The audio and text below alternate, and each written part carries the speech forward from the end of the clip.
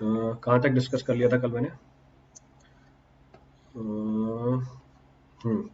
Grade बता दी थी मैंने आपको कि मिनिमम ग्रेड ऑफ कंक्रीट क्या यूज करना है. What is the minimum grade of concrete to be used. अब इसके आगे कैरी फॉरवर्ड करते हैं. Will go for the carry forward. Carry forward of the topics. अब किन चीज़ों का ध्यान रखना है आपको? फिर से कृपा करके फालतू के कमेंट मत करना. Don't go for unnecessary comments. Concentrate करो टॉपिक के ऊपर. जो कंटेंट आपको मिल रहा है वो फीस देने के बाद भी नहीं मिलेगा. जो कंटेंट यहाँ पे प्रोवाइड कर रहा हूँ वो पूरी फीस भी दे के आ जाओगे कहीं पर, उसके बाद भी ये कंटेंट नहीं मिलेगा. इसलिए जो चीज़ मिल रही है उसको वैल्यू करो और चुपचाप बैठ के सीखो. So next point of discussion. Next point हमें ये बोलता है जो भी डिजाइन होगी हमारे स्ट्रक्चर की, वो बेस्ड होगी 28 डेज स्ट्रेंथ के ऊपर. Design of our RCC structure is always based upon 28 days characteristic strength of the concrete. Characteristic strength of concrete क्या होती है अभी मैं आपको डिटेल में बताऊंगा. That I discuss in detail. So we'll say design of every of the RCC structure will be done on the basis of 28 days characteristic strength until there is sufficient evidence to justify the higher strength of concrete.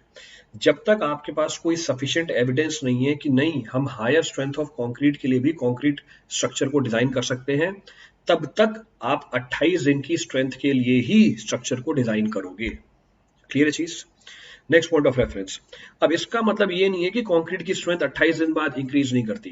Concrete की strength infinity तक increase करती रहती है. And मैंने इसे infinity, इसकी अगर practical value बताऊं अप टू 13 टू 14 ईयर्स, 13 से 14 साल तक हाइड्रेशन कंटिन्यूसली चल रही होती है. वो एक अलग बात है. रेट ऑफ हाइड्रेशन रिड्यूस हो जाती है ड्रास्टिकली. तो जो रेट ऑफ हाइड्रेशन है इनिशियल कुछ दिनों तक, इनिशियल कुछ हफ्तों तक, 3 से लेकर 4 हफ्तों तक बहुत ज्यादा होती है. उसके बाद इसकी वैल्यू ग्रेजुअली रिड्यूस करती जाती है. इसीलिए हम डिजाइनिंग करते हैं किसके ऊपर? इसलिए हम डिजाइनिंग करते हैं 28 डेज की स्ट्रेंथ के ऊपर. तो वो कंक्रीट जिनकी ग्रेड M30 या उससे ऊपर है, इनकी rate of gain of compressive strength हमें टेस्ट परफॉर्म करके निकालना पड़ता है.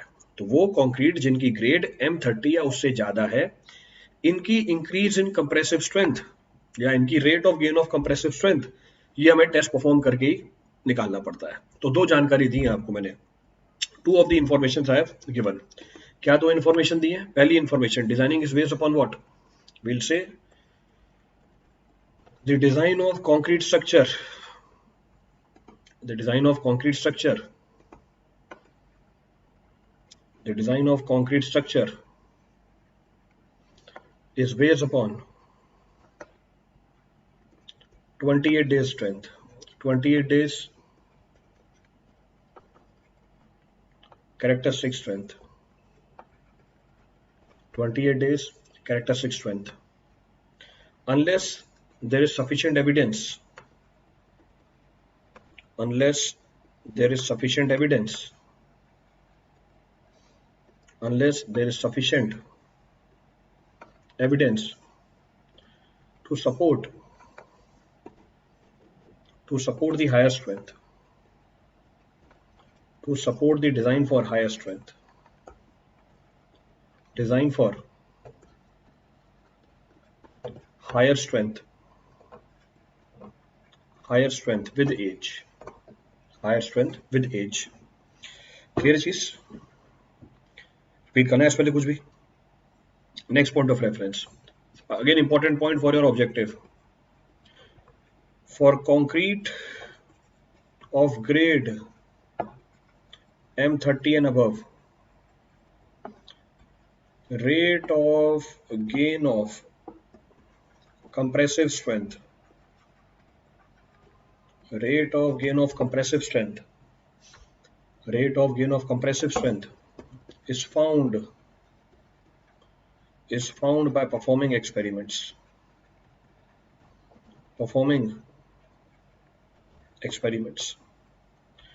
Is found by performing experiments. तो ये दो जानकारियां दी है मैंने आपको. These two informations I have given. कोई सा पॉइंट रिपीट करना उसमें से? Any step to be referred from this for anyone?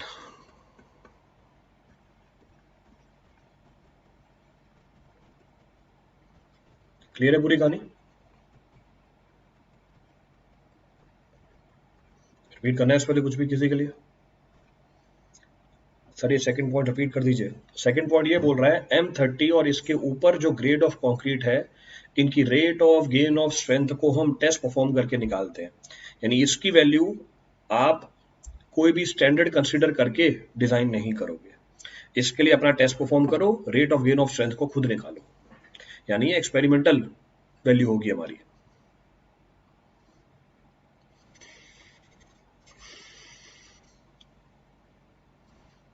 Clear? चले आगे, शैल वी कंटिन्यू? चलो आगे बढ़ते हैं। Next point of reference, next of the point of discussion is compressive strength of concrete. जो अगला हमारा मेजर पॉइंट ऑफ डिस्कशन है वो है कंप्रेसिव स्ट्रेंथ ऑफ कंक्रीट। अब क्या होती है compressive strength of concrete? It is the ability of the concrete to resist the gradual load. ये बात मैंने आपको बीएमसी में बता रखी है कि स्ट्रेंथ का मतलब होता है रेजिस्टेंस अगेंस्ट ग्रेजुअल लोडिंग। यही अगर इंपैक्ट लोडिंग हो जाती है इसको मैं टफनेस बोलता है, यही अगर अब्रेशन या वेयर एंड टेयर हो जाता है इसको मैं हार्डनेस बोलने लग जाता। तो अगर मैं कंप्रेसिव स्ट्रेंथ की बात कर रहा हूँ, इसका मतलब it is the ability of the concrete to resist the gradual compressive load. ये सबसे इंपॉर्टेंट प्रॉपर्टी है कंक्रीट की हमारी। क्यों? इसके अलावा जितनी भी प्रॉपर्टीज हैं कंक्रीट की, tensile strength, shear strength, bond strength, उसकी परमेबिलिटी, उसकी ड्यूरेबिलिटी, ये सारी की सारी चीजों को आप रिलेट कर सकते हो कंप्रेसिव स्ट्रेंथ ऑफ कंक्रीट के साथ। So the most important property of the concrete as rest all the properties of the concrete like tensile strength, shear strength, bond strength, durability, permeability can be related with the compressive strength empirically. और in fact आपको तो relationship पता भी होगा, what the tensile strength of the concrete in bending related to compressive strength. भले ही उसके पीछे का रीजन नहीं पता, पर आपने रिलेशनशिप तो जरूर पढ़ रखी होगी। जो टेंसाइल स्ट्रेंथ होती है कंक्रीट की बेंडिंग के अंदर, वो कंप्रेसिव स्ट्रेंथ के साथ कैसे लिंक्ड होती है? 0.7 स्क्वायर रूट ऑफ एफसी के। तो ये रिलेशनशिप सबको पता होगा। तो इसी तरीके से जो कंक्रीट की बाकी प्रॉपर्टीज है वो भी हम कंप्रेसिव स्ट्रेंथ से क्या कर सकते हैं? रिलेट कर सकते हैं। कैसे? बाय परफॉर्मिंग द टेस्ट, हम टेस्ट परफॉर्म करके। नेक्स्ट पॉइंट ऑफ डिस्कशन, ये कंप्रेसिव स्ट्रेंथ कैसे निकाली जाती है? How to find compressive strength, ये बात भी मैंने आपको बीएमसी में बता रखी है। This point is also being discussed by us in building material. कैसे? Compressive strength is measured by performing the test over the standard cube और सिलेंडर, या स्टैंडर्ड क्यूब के ऊपर या सिलेंडर के ऊपर हम टेस्ट परफॉर्म करते हैं। क्यूब की साइज जो हम लेते हैं वो है 150 mm। इसके अलावा भी आप कोई साइज ले सकते हो, 100 mm का भी होता है, 200 mm का भी होता है, 300 mm का भी होता है। अगर आप सिलेंड्रिकल स्पेसिमेन यूज कर रहे हो, उस केस में डायामीटर टू हाइट रेशियो या डायामीटर टू लेंथ रेशियो हम रखते हैं 1:2, यानी जो लेंथ होती है वो दुगनी रखी जाती है डायमीटर से, 150 mm बाय 300 mm। जनरली ये साइज होती है हमारी। जो टेस्ट स्पेसिमेन है इसको जनरली हम टेस्ट करते हैं 28 दिन के बाद। जो हमारा टेस्ट स्पेसिमेन है उसको जनरली हम टेस्ट करते हैं कब? 28 दिन के बाद। हमें 28 दिन की स्ट्रेंथ ही चाहिए होती है, क्योंकि उसी के लिए हमारा स्ट्रक्चर क्या है? डिजाइंड है। सबसे पहला पॉइंट ये लिखा हुआ मैंने। पर अगर आपको rate of gain of strength, अगर आपको rate of gain of strength भी निकालनी है कंक्रीट की, तो आप उसकी स्ट्रेंथ को 3 दिन और 7 दिन पे भी निकाल सकते हो। आप उसकी स्ट्रेंथ को 3 दिन और 7 दिन पे भी निकाल सकते हो, और 28 दिन बाद भी निकाल सकते हो, जो किसी काम की नहीं है वैसे भी। रीजन भी हमारी डिजाइनिंग किसके लिए करनी है? 28 दिन के लिए करनी है। फिर आपको ये भी बता रखा है कि 3 दिन और 7 दिन की जो स्ट्रेंथ होती है वो कंपैरेटिवली 28 दिन के सामने कितनी होती है? 50% होती है और 70% के आसपास होती है। नेक्स्ट चीज का ध्यान क्या रखना है आपको? Cube is always tested on the sides. हमेशा क्यूब टेस्ट किया जाएगा साइड के ऊपर। अब ये क्यूब टेस्ट किया जाएगा साइड के ऊपर, इस बात का मतलब क्या है? ये मैं आपको डायग्राम के फॉर्म में भी बता दूंगा। इसका मतलब आप टेस्टिंग करोगे by applying the load on that face which is in contact with the mould. तो कंक्रीट का वो फेस जो मोल्ड के कांटेक्ट में होता है, हमेशा लोड उसी के ऊपर अप्लाई किया जाता है, क्योंकि जो face expose to the atmosphere होता है उसमें वेरिएशन या उसमें डिफॉर्मेशन या उसमें अंड्यूलेशन आने के चांसेस कंपैरेटिवली ज्यादा है। इसीलिए हमेशा आप लोड अप्लाई करोगे उस फेस के अलोंग जो कांटेक्ट में हो हमारे मोल्ड के। अब सबसे इंपॉर्टेंट चीज ये है कि स्ट्रेंथ निकालने के लिए आप एक सैंपल के अंदर 3 स्पेसिमेन लोगे। एज पर IS 456 आपका एक सैंपल 3 स्पेसिमेन कंसिस्ट करेगा। क्लियर है? आप तीनों स्पेसिमेन की स्ट्रेंथ निकालोगे। You will find the strength of all the 3 specimens. इन तीनों स्पेसिमेन की जो एवरेज स्ट्रेंथ होगी हमारे सैंपल की कंप्रेसिव स्ट्रेंथ कहलाएगी। तो एक सैंपल में 3 स्पेसिमेन, तीनों की average compressive strength will be the strength of our one sample. हाँ, ध्यान रखना है तीनों स्पेसिमेन के बीच में जो कंप्रेसिव स्ट्रेंथ का डिफरेंस है वो ±15% से ज्यादा नहीं होना चाहिए। It should not be more than ±15%। Second, compressive strength को हम हमेशा रिपोर्ट करेंगे नियरेस्ट टू 0.5 न्यूटन पर mm स्क्वायर। कंप्रेसिव स्ट्रेंथ को हमेशा रिपोर्ट किया जाएगा नियरेस्ट टू 0.5 न्यूटन पर MM square. Let us suppose example लिया, एग्जांपल है आपकी strength I let us suppose 21.2। अब 21.2 न्यूटन पर एमएम स्क्वायर नहीं लेंगे हम, कितनी लेंगे 21 ही लेंगे, तो 0.2 का नियरेस्ट 0.5 क्या है 21 ही है। पर अगर आपकी स्ट्रेंथ निकल के आई 21.6 तो हम रिपोर्ट कर देंगे 21.5 न्यूटन पर एमएम स्क्वायर। फिर हमें यह भी पता है कि जब टेस्ट परफॉर्म किया जाता है क्यूब के सैंपल के ऊपर स्टील प्लेट रखी जाती है टॉप और बॉटम पे, इसका काम क्या होता है लोड को यूनिफॉर्मली डिस्ट्रीब्यूट करना। तो लोड की यूनिफॉर्म डिस्ट्रीब्यूशन तो हो जाती है, पर एक इशू भी होता है इससे। क्या इशू होता है इससे? इससे इशू ये निकल के आता है, ये जो स्टील है कंक्रीट के ऊपर रिस्ट्रेनिंग इफेक्ट इंपार्ट करता है। रिस्ट्रेनिंग इफेक्ट का मतलब क्या है? जो स्टील है वो कंक्रीट को डिफॉर्म नहीं होने देता। कंक्रीट को डिफॉर्म क्यों नहीं होने देता, ये बात भी समझ सकते हैं, क्योंकि स्टील को आपने कंक्रीट के ऊपर रखा हुआ है, दोनों के बीच में क्या है, दोनों के बीच में क्या निकल के आ गई, दोनों के बीच में स्ट्रेन कंपैटिबिलिटी निकल के आ गई। स्ट्रेन कंपैटिबिलिटी निकल के आ गई, इसका मतलब क्या है, इसका मतलब ये निकल के आ गया कि अब स्टील जिसमें हमारी एक्सपेंशन ज्यादा होनी थी नहीं होगी, क्योंकि कंक्रीट उसकी एक्सपेंशन को रोक देगा। उसी तरीके से कंक्रीट जिसमें एक्सपेंशन कम होनी थी वो कंपैरेटिवली कम निकल के आएगी, स्टील ज्यादा एक्सपेंशन करा देगा। तो कहने का मतलब ये है कि हमारा जो स्टील है वो कंक्रीट के फेलियर को रोकता है। अगर स्टील कंक्रीट के फेलियर को रोकता है, इसको अंग्रेजी में बोलते हैं रिस्ट्रेनिंग इफेक्ट, और उस रिस्ट्रेनिंग इफेक्ट की वजह से हमारे टेस्ट में हमेशा एक्चुअल से ज्यादा रिजल्ट निकल के आता है। So in our test, whatever result comes, it is always more than actual because of the restraining effect of the steel. Clear है चीज? रिपीट करना है इसमें से कुछ भी। अब ये जो रिस्ट्रेनिंग इफेक्ट होता है ये हमारे सैंपल की साइज के ऊपर डिपेंडेंट होता है। जितना छोटा सैंपल उतनी ज्यादा रिस्ट्रेनिंग इफेक्ट, जितना बड़ा सैंपल रिस्ट्रेनिंग इफेक्ट उतनी ही लिमिटेड हो जाती है। कहां पर? जहां पर स्टील प्लेट लगी हुई है। इसका मतलब आपके एनालिसिस में जो एरर है वो रिड्यूस होता चला जाता है। एग्जैक्टली सेम कहानी मैंने आपको बीएमसी में बताई थी, इसीलिए इसको मैंने फटाफट एक ही सांस में रिपीट कर दिया। कोई सा ही पॉइंट रिपीट करना हो अभी तक इसमें से? Any of the point to be referred from this for anyone?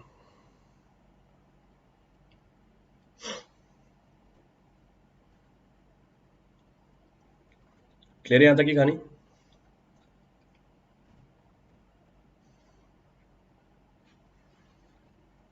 चलिए 21.4 भैया, नियरेस्ट 0.5 क्या है इसका?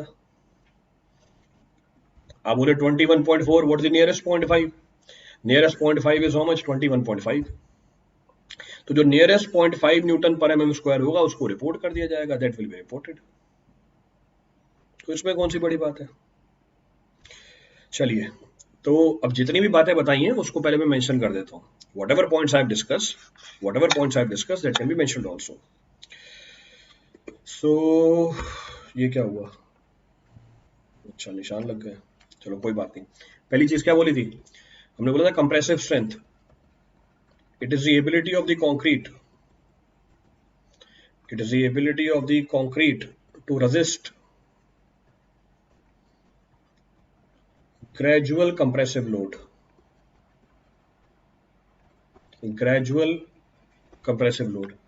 ये एबिलिटी है कंक्रीट की क्या रेजिस्ट करने की?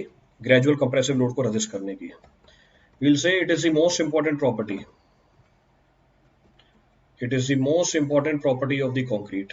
ये सबसे इंपॉर्टेंट प्रॉपर्टी है कंक्रीट की। It's the most important property of the concrete, with which all the other properties can be related. With which all the other properties can be related. All the other properties can be related.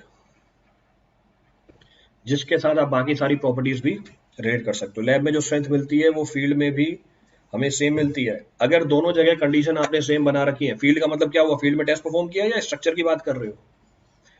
अगर structure की बात कर रहे हो तो same नहीं मिलेगी, पर जो टेस्ट आपने फील्ड में परफॉर्म किया वही टेस्ट अगर आपने लैब में परफॉर्म किया और कंडीशंस दोनों जगह सेम रखी तो स्ट्रेंथ सेम आएगी। अगर सारी कंडीशन सेम हुई, और सारी कंडीशन कभी सेम ही नहीं हो सकती, क्योंकि सारी कंडीशन सेम नहीं हो सकती इसलिए स्ट्रेंथ कभी सेम ही नहीं निकल के आती। Hence you will never get the strength. Next point of reference कैसे निकालते हैं हम कंप्रेसिव स्ट्रेंथ? सो वील से कंप्रेसिव स्ट्रेंथ इज फाउंड, तो compressive strength is found by performing the test in universal testing machine over standard cube over standard cube का size क्या होता है 150 mm का, ये हमारा स्टैंडर्ड क्यूब है, over standard cube of 150 mm size और सिलेंडर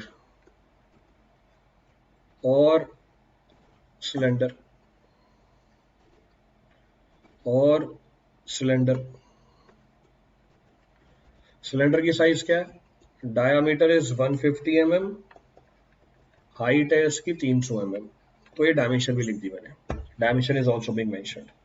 क्लियर? टेस्ट परफॉर्म करते हैं जनरली कहां पर, टेस्ट जनरली परफॉर्म करते हैं हम 28 दिन पे। क्लियर चीज? Will say the test is performed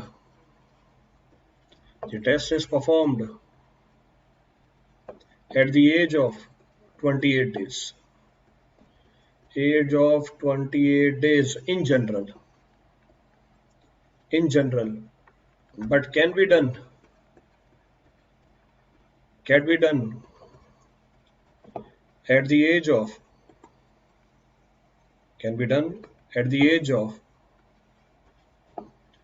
3 and 7 days, at the age of 3 and 7 days, if rate of gain of strength is also to be found,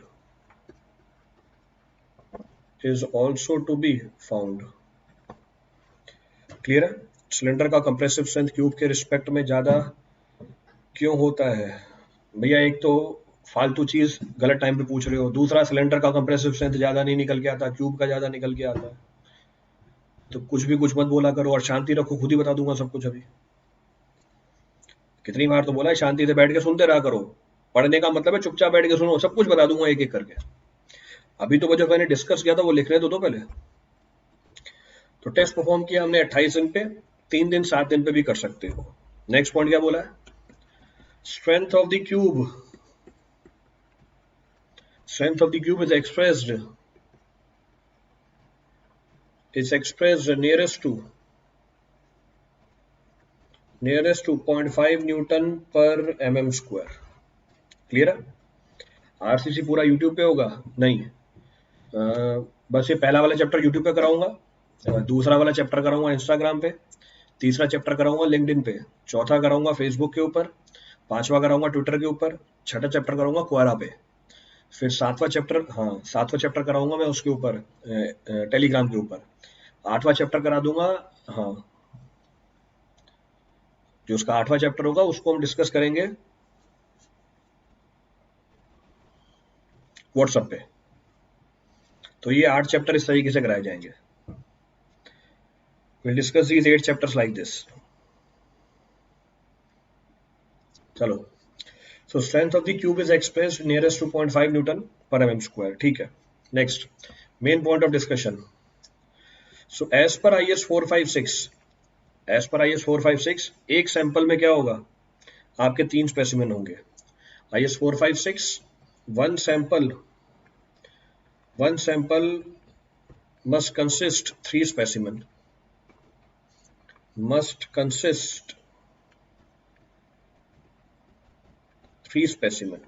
एक सैंपल में 3 स्पेसिमेन होने चाहिए। 3 स्पेसिमेन, तो एक सैंपल में क्या होना चाहिए? 3 स्पेसिमेन होने चाहिए। क्लियर? और तीनों स्पेसिमेन की जो एवरेज होगी, उसको हम क्या लेके चलेंगे? सैंपल की स्ट्रेंथ लेके चलेंगे। And average strength of these 3 specimen,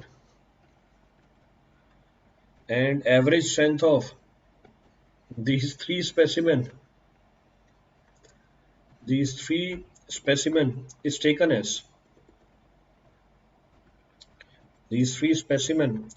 as compressive strength of the sample. compressive strength of the sample, compressive strength of the sample, provided variation in the strength of specimen is plus minus 15%. Variation कितनी निकल के आए plus minus 15%. Sample क्या होता है और specimen क्या होता है? एक सैंपल में 3 स्पेसिमेन होंगे, यानी 3 क्यूब होंगे हमारे. 3 क्यूब के ग्रुप को एक सैंपल बोला गया. 3 क्यूब के ग्रुप को या स्पेसिमेन को एक सैंपल बोला गया. क्लियर है पूरी कहानी? रिपीट करना है इस पे कुछ भी? Any of the point two graph from this for anyone? फिर अगली जानकारी किसकी दी थी आपको? अगली जानकारी दी थी स्टील के रिस्ट्रेनमेंट इफेक्ट की. स्टील का रिस्ट्रेनिंग इफेक्ट बताया था आपको. So we can say due to the restraining effect of steel on concrete, strength obtained in the test is comparatively more. In the test is comparatively more. तो ये हमारी value ज्यादा होती है, तो इसकी वैल्यू ज्यादा निकल के आती है. अब हम कैसे रिलेट करते हैं वो आगे बता देता हूं. सो क्यूब स्पेसिमेन जिसकी साइज आप क्या ले सकते हो? एमएम के अंदर ले सकते हो. Restraining effect please explain. Restraining effect please explain. Total 3 sample लेंगे ना, मतलब 9. 3 सैंपल लेने भाई, एक सैंपल में 3 स्पेसिमेन होने चाहिए. 3 सैंपल कहां से आ गए? एक सैंपल के अंदर 3 स्पेसिमेन होने चाहिए. तीनों का जो एवरेज होगा वो उस सैंपल की स्ट्रेंथ होगी.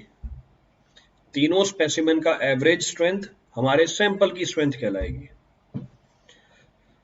हाँ, रिस्ट्रेनिंग इफेक्ट बताना है. 1 मिनट रुको, इसको लिख देता हूँ, फिर आपको रिस्ट्रेनिंग इफेक्ट समझा देता हूँ. मैं डाटा लिख दूं, डाटा लिखने के बाद आपको रिस्ट्रेनिंग इफेक्ट समझा देता हूँ. तो डाटा से आप और अच्छी तरह रिलेट कर पाओगे. तो एक तो है क्यूब साइज हमारी, दूसरा क्या? दूसरा है relative strength to the 150 mm cube. Relative strength to 150 mm cube. 150 mm cube के साथ रिलेटिव स्ट्रेंथ. तो 100 mm, 150 mm, 200 mm, 300 mm, ये हमारे सैंपल निकल के आ गए. टेस्टिंग क्यूब में स्टील तो नहीं होती. टेस्टिंग क्यूब में स्टील, ये दूसरा आया पीयूष शुक्ला कि टेस्टिंग क्यूब में स्टील नहीं होती. रिस्ट्रेन कहां से आ गया? प्रणाम मेरी तरफ से आपको. रुको 2 मिनट रुक जाओ भाई, लिखने दो, फिर बताता हूँ कि टेस्ट क्यूब के अंदर स्टील तो होती नहीं. स्टील कहां से आ गया? हे बाबा, कि क्यूब के अंदर स्टील कैसे आया? नेक्स्ट स्ट्रेंथ जो होती है हमारे सिलेंडर की, जो सिलेंड्रिकल स्ट्रेंथ निकल के आती है वो 0.8 times the strength obtained by the cubical specimen निकल के आती है. तो ये सिलेंडर है और ये क्यूब है. या आप बोल सकते हो जो स्ट्रेंथ निकल के आती है क्यूबिकल स्पेसिमेन की, ये 1.25 टाइम्स होती है स्ट्रेंथ ऑफ सिलेंड्रिकल स्पेसिमेन. कहां से आ जाता? कोई बात नहीं बेटा, नहीं पता होगा उसको, बता दूंगा उसे. रुक जाओ, शांति करो. सबको सारी चीजें नहीं पता होती, सबको सारी चीजें नहीं पता होती हैं, तो कोई परेशानी नहीं है. ये देखो दूसरा है y 0.8, क्योंकि लकी नंबर है 0.8, because it is a lucky number 0.8. मेरा लकी नंबर 0.8 था तो मैंने 0.8 लिख दिया. आपका जो लकी नंबर है वो लिख देना. Next L/B ratio. दूसरा है हमारा relative strength. Relative strength with 150 mm cube. 0.8 cube, y 0.8. So L/B ratio 0.5, 1, 2, 3, 4, 5.5. This is 1.5, 1.8, 0.72, 0.68, 0.6। अब देखो ये सारी वैल्यूज क्या हैं, check what are all these values signifying here. तो आज की क्लास तो इसी में निकाल दोगे आप। मैंने सोचा था आज की क्लास में कुछ ज्यादा कंटेंट दे दूंगा, पर जैसे सवाल पूछे जा रहे हैं उससे ये लग रहा है कि आज की क्लास में इसी में निकाल दूंगा। अब एक बार टेस्ट की जानकारी ले लेते हैं, टेस्ट कैसे किया जाता है। अब जरा टेस्ट को डिटेल में बता देता हूँ, टेस्ट कैसे परफॉर्म किया जाता है, नहीं तो ऐसे सवाल पूछने जाओगे किसी और से, वो हाँ अपनी डिग्री जला के फेंक देगा कि ये क्या बात कर रहा है ये। तो पहला पॉइंट ऑफ रेफरेंस हमारा, हमने बोला क्यूब की टेस्टिंग हमेशा कैसे होगी, cube is always tested on sides. Cube हमेशा टेस्ट होता है साइड पे। जैसे एग्जांपल लिया मैंने, ये हमारा क्यूब है, दिस इज अवर क्यूब।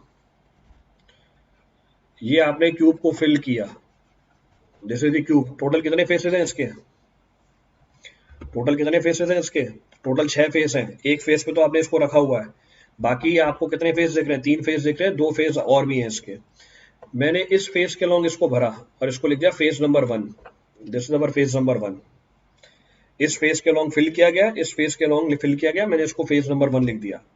अब जब मैं कंक्रीट को निकालूंगा इस मोल्ड के बाहर और जब टेस्ट परफॉर्म करूंगा, जब मैं कंक्रीट को निकालूंगा मोल्ड के बाद और टेस्ट परफॉर्म करूंगा, ध्यान रखूंगा कि इस वाले फेस के लॉन्ग लोडिंग नहीं हो। So will take proper care कि इस वाले फेस के लॉन्ग लोडिंग नहीं हो हमारी। तो ये हमारा फेज नंबर 1 है, this is our phase number 1। बाकी हमारे दूसरे फेज निकल के आ जाएंगे। तो testing is always done on the sides. तो क्यूब की टेस्टिंग हमेशा साइड पे होती है। फिर हमने बोला कि एक सैंपल में 3 स्पेसिमेन होते हैं। तो एक सैंपल में आपके 3 स्पेसिमेन निकल के आएंगे। तो एक सैंपल में हमारे 3 स्पेसिमेन होंगे। तो ये हमारे 3 स्पेसिमेन आ गए। तो एक सैंपल में 3 स्पेसिमेन है। So one sample consist of 3 different specimen. तो ये सबका फेज 1 है, तो सबका फेज 1 है।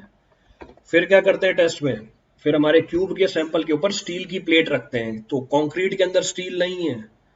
जब टेस्ट परफॉर्म किया जाता है, क्यूब के ऊपर और नीचे स्टील रखा जाता है। ये लो स्टील की प्लेट रख दी मैंने। तो क्यूब के ऊपर और नीचे मैंने स्टील की प्लेट लगा दी। तो steel plate is provided above और बिलो दी क्यूब सैंपल। तो ये हमारी स्टील प्लेट लगी हुई है, this is our steel plate being provided above and below the cubical sample. अब स्टील की प्लेट के ऊपर क्या होता है, स्टील की प्लेट के ऊपर लोड लगाया जाता है। So we apply the load over the steel plate. तो ये हमारा टेस्ट है, this is our test. Clear है पूरी कहानी।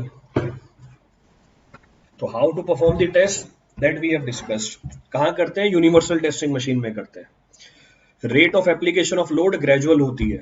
रेट ऑफ एप्लीकेशन लोड होती है 14 न्यूटन पर mm स्क्वायर पर मिनट। तब तक लोड लगाते हैं जब तक सैंपल फेल नहीं कर जाता। जिस लोड पे सैंपल फेल कर जाता है, टेस्ट को रोक देते हैं। वो लोड हमें इसकी क्या बताता है, कंप्रेसिव स्ट्रेंथ बताता है। इन तीनों सैंपल की स्ट्रेंथ में वेरिएशन प्लस माइनस 15% से ज्यादा नहीं होना चाहिए। अगर तीनों सैंपल की स्ट्रेंथ में वेरिएशन प्लस माइनस 15% से ज्यादा आया, आपका सैंपल डिस्कार्ड हो जाएगा। So you will say variation should not be more than, so variation should not be more than, तो स्ट्रेंथ में वेरिएशन प्लस माइनस 15% से ज्यादा नहीं होना चाहिए। अब हम बात करते हैं स्टील के रिस्ट्रेनिंग इफेक्ट की। स्टील का रिस्ट्रेनिंग इफेक्ट क्या बोलता है, we are known to the fact कि स्ट्रेंथ किसकी ज्यादा है, स्टील की स्ट्रेंथ ज्यादा है कंक्रीट से। तो modulus of elasticity of steel is more than modulus of elasticity of concrete. Steel का मॉडुलस ऑफ इलास्टिसिटी कंक्रीट के मॉडुलस ऑफ इलास्टिसिटी से ज्यादा होता है। मैंने पहले कंक्रीट का सैंपल उठाया, इसके ऊपर लोड लगाया मैंने पी की वैल्यू रख दी कुछ भी arbitrary, let suppose x Newton, arbitrary value है ये मेरी। x न्यूटन पे मेरे कंक्रीट का सैंपल फेल हो जाता है। जब कंक्रीट का सैंपल फेल होता है, क्योंकि आपने लोड लगाया कंप्रेसिव, हमारा कंक्रीट कंप्रेस कर जाएगा, स्ट्रेन आएगी इसके अंदर। स्ट्रेन आएगी किस डायरेक्शन में, स्ट्रेन आएगी लॉन्गिट्यूडनल डायरेक्शन में। पर हमारे कंक्रीट के पास पॉइजन इफेक्ट भी है। उस पॉइजन इफेक्ट की वजह से स्ट्रेन आती है हमारे लेटरल डायरेक्शन में भी। तो स्ट्रेन लॉन्गिट्यूडनल में भी आएगी, स्ट्रेन लेटरल में भी आएगी। लेट सपोज लेटरल स्ट्रेन हुई हमारी, वैल्यू ले रहा हूं कुछ भी 2%। तो जब आपने पी लोड लगाया कंक्रीट के ऊपर, इसमें लेटरल स्ट्रेन आई 2% की और कंक्रीट फेल कर गया। इसका मतलब x न्यूटन हमारे कंक्रीट की स्ट्रेंथ हुई। यहां तक की कहानी में कोई सा ही पॉइंट रिपीट करना हो। यहां तक की कहानी में कोई सा भी पॉइंट रिपीट करना हो किसी को? आगे बढ़ते हैं। अब मैंने स्टील की प्लेट उठाई, मैंने स्टील की प्लेट के ऊपर भी सेम लोड लगाया x न्यूटन। क्योंकि स्टील की स्ट्रेंथ ज्यादा है, मॉडुलस ऑफ इलास्टिसिटी ज्यादा है, स्टील के अंदर जो स्ट्रेन निकल के आएगा कंक्रीट के कंपैरिजन में बहुत कम निकल के आएगा। यहां पर भी लॉन्गिट्यूडनल डायरेक्शन में स्ट्रेन होगा, यहां पर भी लेटरल डायरेक्शन में स्ट्रेन होगा, पर स्टील के अंदर ये magnitude multiple number of times कम होगा देन कंक्रीट, क्योंकि स्टील की स्ट्रेंथ क्या है, ज्यादा है। तो लेट सपोज ये वैल्यू मैंने ले ली, I have consider this value to be arbitrary value है, कोई लॉजिक नहीं है इसके अंदर, ये आर्बिट्री वैल्यू है, कोई लॉजिक नहीं है इसके अंदर, तो बार बार रिपीट कर रहा हूँ, एग्जाम्पल है ये, एग्जाम्पल। तो ये वैल्यू मैंने ले ली 0.5%, तो 0.5%, और हमारे पी लोड पे स्टील फेल नहीं करेगा, स्टील विल नॉट फेल। अब हम बात करते हैं हमारे टेस्ट की। हमारे टेस्ट में स्टील भी है और कंक्रीट भी है। आपने स्टील को कंक्रीट के ऊपर रखा और उतना ही लोड लगा दिया, कितना, पी का, x न्यूटन का। अब क्योंकि स्टील और कंक्रीट बॉन्डेड मेंबर की तरह काम कर रहा है, स्टील और कंक्रीट बॉन्डेड मेंबर की तरह काम कर रहा है, तो मुझे ये बताओ कि मेरे टेस्ट में सेम पी लोड में स्टील के अंदर स्ट्रेन 5% से ज्यादा आएगा या कम आएगा? मैंने हमारे टेस्ट में पी न्यूटन का लोड लगाया, तो स्टील के अंदर स्ट्रेन 0.5% से ज्यादा आएगा या कम आएगा? कंक्रीट के अंदर है 2%, स्टील के अंदर है 0.5%। It will come out to be less than this और more than this. Concrete expand करा रहा है स्टील को, स्टील कंक्रीट को कॉन्ट्रैक्ट करा रहा है। वो देखो दूसरा आया, कंक्रीट में स्ट्रेन ज्यादा है, कंक्रीट पकड़ के स्टील को खींचेगा, तो जब कंक्रीट पकड़ के स्टील को खींचेगा तो स्टील में स्ट्रेन ज्यादा निकल के आएगी 0.5% से, पर स्टील कंक्रीट को खींचने नहीं देगा, तो मतलब कंक्रीट के अंदर स्ट्रेन कम निकल के आएगी 2% से, और दोनों में मैग्नीट्यूड सेम होगा, magnitude in both comes out to be same. तो लेट सपोज दोनों के अंदर जो स्ट्रेन निकल के आती है लेटरल डायरेक्शन में, ये निकल के आती है 1%, तो तो स्टील में 0.5 से ज्यादा, पर कंक्रीट में 2% से कम। अब क्योंकि कंक्रीट के अंदर लेटरल डायरेक्शन में स्ट्रेन डेवलप हुई 1% की, अब बताओ कंक्रीट क्या x न्यूटन के लोड पे फेल कर जाएगा? अब कंक्रीट क्या x न्यूटन के लोड पे फेल कर जाएगा? फेलियर पे लोड होना चाहिए था 2% का, कंक्रीट में अब मेरा स्ट्रेन निकल के आ रहा है 1% का, इसका मतलब कंक्रीट फेल नहीं करेगा। क्यों फेल नहीं कर पाया? क्योंकि स्टील ने उसके फेलियर को रोक लिया। इसको अंग्रेजी में बोल देते हैं restraining effect of the steel. इस केस में अगर मुझे स्टील को फेल कराना है तो मुझे लोड ज्यादा लगाना पड़ेगा, इतना ज्यादा कि दोनों के अंदर स्ट्रेन कितनी हो जाए, 2% की हो जाए, क्योंकि कंक्रीट तभी फेल करेगा जब उसमें लेटरल स्ट्रेन 2% की निकल के आ जाए। इसका मतलब ये हुआ कि इस टेस्ट में स्टील के रिस्ट्रेनिंग इफेक्ट की वजह से कंक्रीट की स्ट्रेंथ ज्यादा निकल के आती है। The strength of the concrete comes out to be more. Clear है पूरी कहानी? रिपीट करना है इस पर कुछ भी? अब ये जो रिस्ट्रेनिंग इफेक्ट होता है ये डिपेंड करता है हमारे क्यूब की साइज के ऊपर। अगर क्यूब की साइज ज्यादा है रिस्ट्रेनिंग इफेक्ट कम हो जाएगा, क्यूब की साइज छोटी है तो रिस्ट्रेनिंग इफेक्ट बढ़ जाएगा, the restraining effect will increase. इसी वजह से क्यूब की साइज को बदलने से या हमारे सैंपल को बदलने से हमारी स्ट्रेंथ डिफरेंट निकल के आती है, our strength comes out to be different. क्या डिफरेंस निकल के आती है ये मैंने आपको टेबल में बना के दिखाई है। हमारी रेफरेंस क्यूब क्या थी? हमारी रेफरेंस क्यूब थी 150 mm की। इसकी स्ट्रेंथ को मैंने 1 यूनिट नाम दे दिया, इसकी स्ट्रेंथ को मैंने 1 यूनिट नाम दे दिया। तो अगर आपने क्यूब की साइज घटाई तो आपको स्ट्रेंथ 5% ज्यादा मिलेगी, किससे? 150 mm की क्यूब से। क्यों ज्यादा आई? क्योंकि छोटे क्यूब में रिस्ट्रेनिंग इफेक्ट और बढ़ गया। पर जब आपने क्यूब की साइज को बढ़ाया 150 mm के क्यूब के कंपैरिजन में आपको स्ट्रेंथ कम मिल रही है। क्यों हुआ ऐसा? Because of restraining effect of the steel. ये वैल्यूज कहां से निकल के आई? एक्सपेरिमेंटल है, कोई लॉजिक नहीं है इनके अंदर कि 0.95 ही क्यों है, 0.87 ही क्यों है। इसी रीजन की वजह से हमारे सिलेंडर की स्ट्रेंथ क्यूब की स्ट्रेंथ से कम आती है, क्योंकि सिलेंडर की साइज कितनी है? 300 mm है, और स्टैंडर्ड क्यूब की साइज क्या है? 150 mm है। तो कंक्रीट के अंदर रिस्ट्रेनिंग इफेक्ट कम, then the restraining effect of the cube. तो हमारे सिलेंडर की स्ट्रेंथ निकल के आती है 0.8 टाइम्स। कैसे निकाली? ऑब्जर्वेशन से निकाली हुई है, कोई लॉजिक नहीं है इसके अंदर। लॉजिक बस ये है कि सिलेंडर से स्ट्रेंथ कम निकल के आनी चाहिए देन क्यूब। उसी तरीके से अगर आपने क्यूब की जगह क्यूबॉइड यूज किया, क्यूब की जगह क्यूबॉइड यूज किया और आप लेंथ टू विड्थ रेशियो बढ़ाते गए, रिस्ट्रेनिंग इफेक्ट क्या होता जाएगा? रिस्ट्रेनिंग इफेक्ट कम होता जाएगा, आपकी स्ट्रेंथ की वैल्यू क्या निकल के आने लग जाएगी? कम निकल के आने लग जाएगी। तो जैसे जैसे लेंथ टू विड्थ रेशियो बढ़ रहा है, रिस्ट्रेनिंग इफेक्ट कम, स्ट्रेंथ की वैल्यू कम। पर आपने लेंथ टू विड्थ रेशियो घटाया, रिस्ट्रेनिंग इफेक्ट ज्यादा, स्ट्रेंथ की वैल्यू ज्यादा। तो ये सारी वैल्यू स्टैंडर्ड हैं, ऑब्जेक्टिव में पूछी जाएंगी आपसे। You will ask these values in objective. तो वैल्यूज यही क्यों आई? एक्सपेरिमेंटल। इनके पीछे लॉजिक क्या है वो आपको बता दिया, दैट आई हैव डिस्कस्ड।